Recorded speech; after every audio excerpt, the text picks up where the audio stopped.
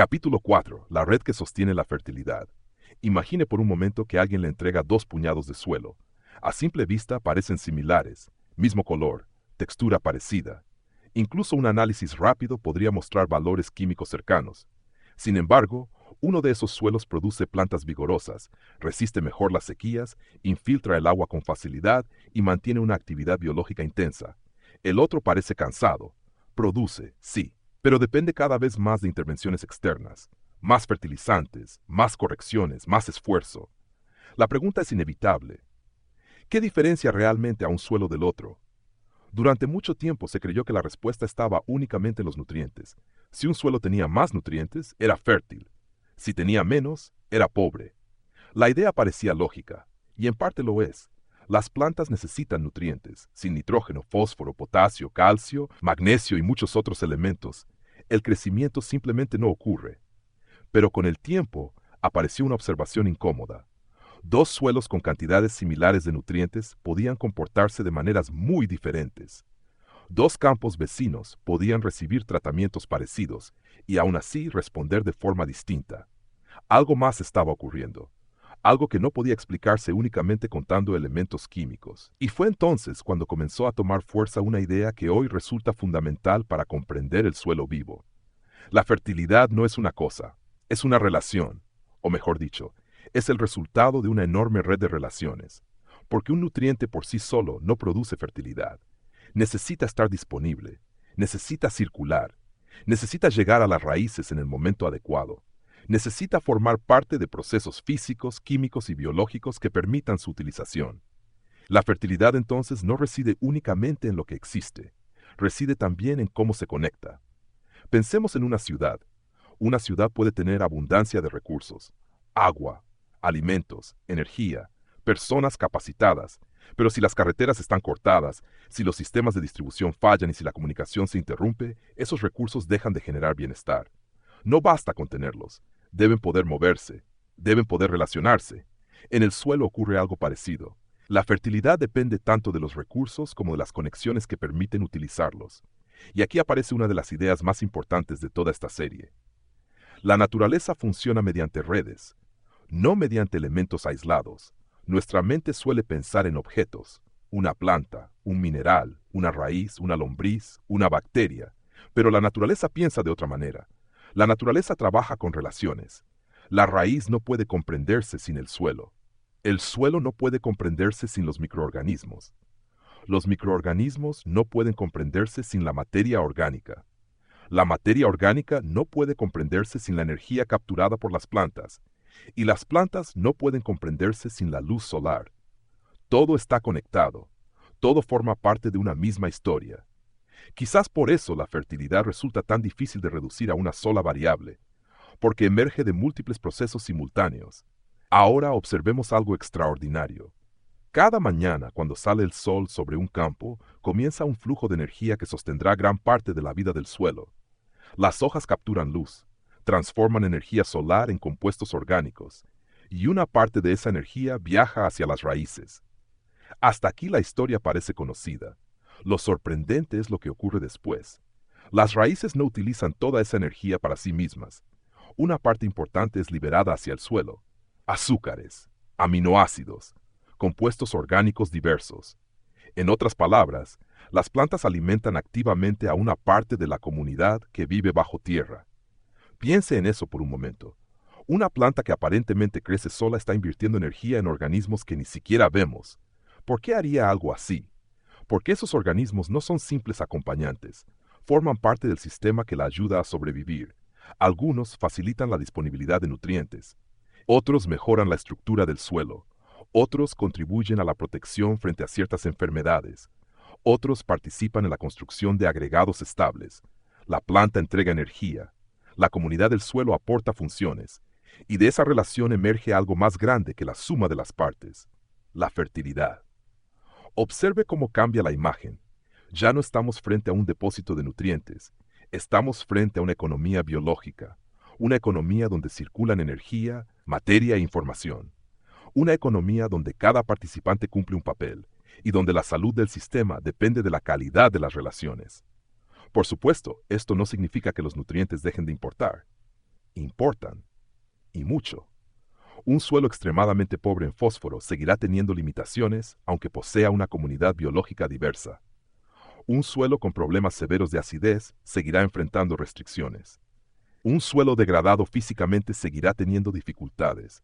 La biología no elimina las leyes de la química ni las de la física, las integra, y esta es precisamente una de las lecciones más importantes de la agroecología. La fertilidad no pertenece a una sola disciplina. No es exclusivamente química, no es exclusivamente física, no es exclusivamente biológica. Es el resultado de la interacción entre todas ellas. Pensemos en una raíz. Para crecer necesita espacio físico, necesita agua, necesita oxígeno, necesita nutrientes, necesita relaciones biológicas. Si una sola de estas dimensiones falla gravemente, el sistema completo se resiente. La naturaleza no trabaja por compartimentos, trabaja por integración. Y cuanto antes comprendamos esto, mejor podremos interpretar lo que ocurre en nuestros cultivos. Ahora hagamos una pausa y observemos algo que sucede constantemente en la agricultura. Un agricultor detecta un problema. Las hojas amarillean, el crecimiento disminuye, la producción baja.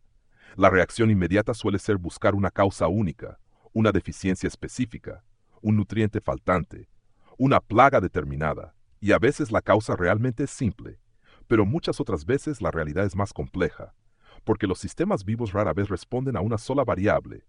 Imagine una orquesta. Si un instrumento desafina, el resultado cambia. Pero también cambia si el director pierde el ritmo, si la acústica falla, si los músicos dejan de escucharse entre sí. El resultado final depende de múltiples relaciones simultáneas. La fertilidad funciona de manera parecida. Por eso los agricultores más observadores suelen desarrollar una habilidad especial. Aprenden a mirar patrones, aprenden a reconocer conexiones, aprenden a formular preguntas más amplias. No preguntan únicamente ¿qué falta? También preguntan ¿qué relación se ha debilitado? ¿Qué proceso se ha interrumpido? ¿Qué flujo dejó de funcionar correctamente? Y esa forma de pensar cambia profundamente la práctica agrícola, porque desplaza la atención desde los síntomas hacia los procesos, desde los resultados hacia las causas, desde las partes hacia el sistema. Ahora bien, si la fertilidad depende de una red, entonces debemos preguntarnos qué fortalece esa red. La respuesta aparece una y otra vez cuando observamos ecosistemas saludables. Diversidad, cobertura, raíces vivas, materia orgánica, agua infiltrándose adecuadamente, estructura estable, actividad biológica. Ninguno de estos factores actúa solo, todos se potencian mutuamente. La cobertura protege la superficie, la protección favorece la humedad favorece la actividad biológica mejora la estructura facilita la infiltración mejora la disponibilidad de agua, y así sucesivamente. Es una red de retroalimentaciones, una red donde cada mejora fortalece otras mejoras, y donde cada deterioro puede desencadenar nuevos deterioros. Por eso algunos procesos de degradación parecen acelerarse con el tiempo, no porque ocurra un único problema, sino porque se debilitan múltiples conexiones al mismo tiempo. La red pierde cohesión, la capacidad de respuesta disminuye, y el sistema se vuelve más frágil. Pero la buena noticia es que también ocurre lo contrario. Cuando fortalecemos relaciones importantes, los beneficios pueden multiplicarse.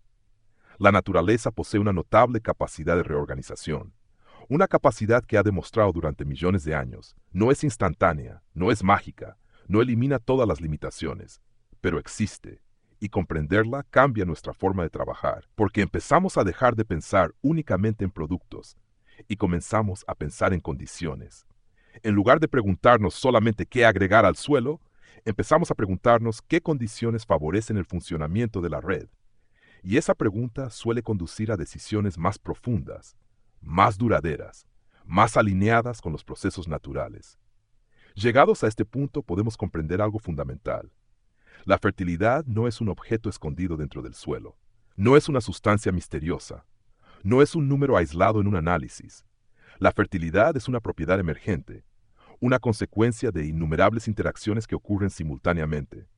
Cuando la energía circula, cuando la materia se transforma, cuando el agua puede moverse, cuando los organismos encuentran condiciones adecuadas, cuando las raíces exploran activamente, cuando la estructura física sostiene los procesos, entonces aparece aquello que llamamos fertilidad.